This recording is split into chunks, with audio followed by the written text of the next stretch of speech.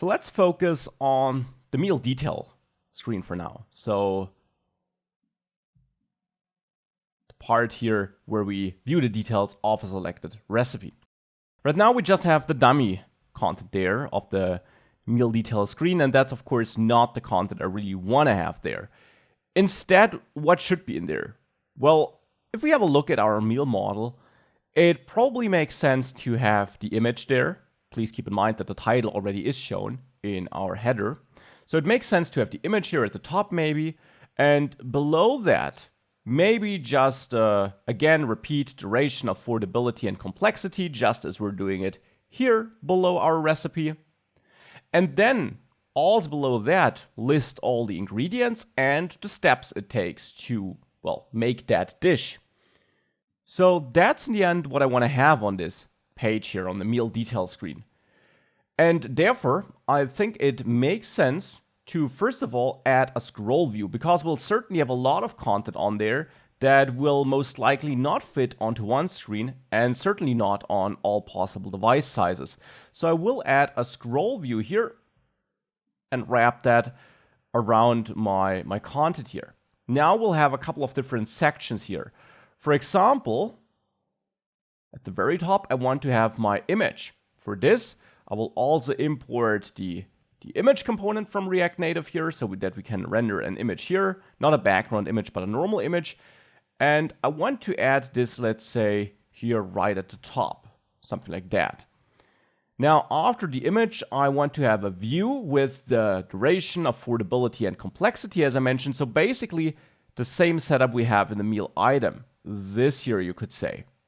And therefore, I'll actually copy the view from there, and then we can adjust it as we need it here in the meal detail screen. So I'll just replace this view with the copied view.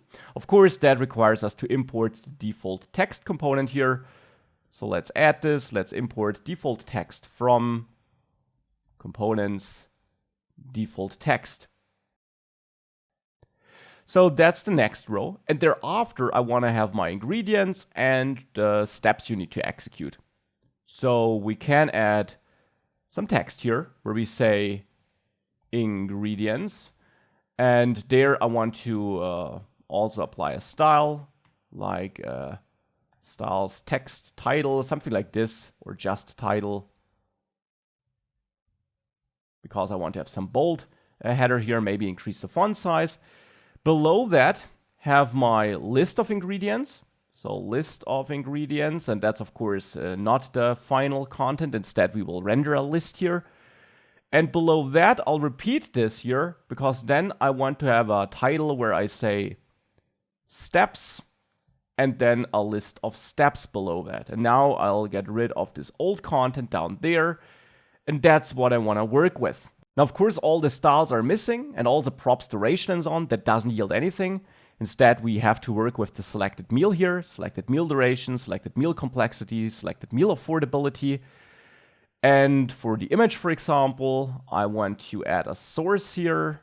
Source, since it's a network image, is an object with a URI property, which points at selected meal.image URL to load this. And we also need to apply a style there to set a width and a height. So here I want to point at styles image, let's say. And all these styles are missing, as I said, so let's add that. Here for this style, I also want to say styles.details maybe, because we're displaying the details of this recipe. And let's go down to the style sheet, therefore. Remove the screen, which we don't need anymore.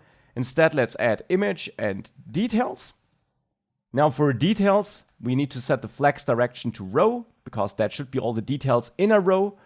We can add a little bit of padding in all directions, maybe of 15, and also add justify content of space around to nicely distribute our detail items here. That should be good. In addition to that, on the image here, we also need to add a style. There, the width should be 100%, let's say, to take the full available width. And for height, I'll go with 200, though of course you could dynamically calculate this with the dimensions API, for example, to always take a certain fraction of the available height, or simply play around with different values here. I'll go with that. and have a look here. And that doesn't look too shabby. That's not too bad.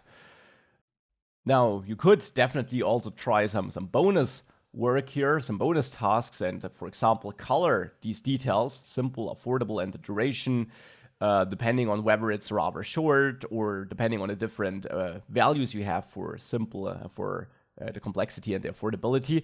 It's not something I will do here, but you can have a look at the meal data, of course, to see which values we have there to derive what's short, what's a medium duration, what's a long duration, and to see which values are getting used for complexity and so on. And then you could actually add some if checks to apply different styling to the different values we're outputting here in the MealDetail screen for these details, so that you color the text differently depending on whether it's long or not.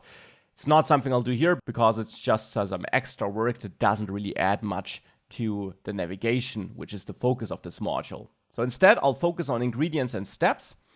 And their first step is to make sure that title here is styled properly. So let's add title to the style sheet. And in there, I'll add font family and set this to Open Sans Bold. Set the font size to 22 maybe, and set text align to center the text in the middle. And with that, if we check this, this looks quite nice. Now I also want to output my ingredients and my steps, of course. And for that, it's important to understand that in the dummy data, these are arrays. These are my ingredients, for example. These are my steps. And you see there's just text in these arrays. So I just want to output my text here as a list. And I'll not use a flat list because you could do that. You could have scrollable containers in there, so to say, but I will simply render the ingredients and the steps on top of each other. So here we can use a good old approach we know from vanilla React for Web 2, which I also showed earlier in the course. We can use our selected meal and there the ingredients, which is an array of strings, and map this into an array of components. That's how you can output a list of data in React and also in React Native. And often you use flat list, but here we don't need to because it's not an infinite amount, so we don't need these optimizations, and we have a wrapping scroll view around the entire screen, so we will be able to also scroll if we're outputting more than fits on the screen. So we're absolutely fine using this approach. And therefore here I will have my single ingredient in this map function, and map is a method built into JavaScript, as you know. And here we need to return a JSX element now, and what I want to return is a text component, where I simply output ingredient, because ingredients is an array of strings, so ingredient is just a string. And then here we also need to supply a key. That's a requirement by React. And we can use ingredient as a key because we'll always have each ingredient only once. So that is guaranteed to be unique. That's how our meals are set up. And with that, if we save this and we have a look at a recipe here, we see our ingredients. Now for the styling, we can certainly do something there, and I will do so in a second. But before I do that, let me repeat this for the steps here. Replace this text with selected meal.steps, and then output each step here, which is also just a string, and which is also unique, in a text. With that added, we should also see the steps for our meal. Indeed we do. Now again, styling can be improved a little bit, and we'll do just that. And I think it makes sense to create a separate component or a render function for this. And I will create a separate component. We'll store it in the same file though, because we really only use it in that file, but you could also create a new file, totally up to you. There I'll have my list item, which receives props, where I return. And now here I want to use a view, which I'm importing as a wrapper, so that I can style this container, and in there have my text where I output props children. And now that view here will get a style from styles.listItem maybe, so that we can style this nicely. And here, of course, I don't want to use text, but actually default text. Also here, of course, so that we take advantage of our own custom text. Now for the list item style here, let's go down to the style sheet and add list item. And each list item should have some margin, a vertical margin of, let's say, 10, and a horizontal margin of, let's say, 20, so more spacing to left and right. And let's also maybe add a border color of a light grayish color here with hashtag CCC and a border width of 1. We'll see how that looks like. And then also add a little bit of padding in there, 10 in all directions. And we'll see how that looks like. Now we just need to make sure we use our list item component, and we use it by returning that instead of text here when outputting the ingredients. We still pass ingredient between the opening and closing tags of our own custom component, because there we're using props children that does use the content which we pass between opening and closing tags. And we do the same for our steps.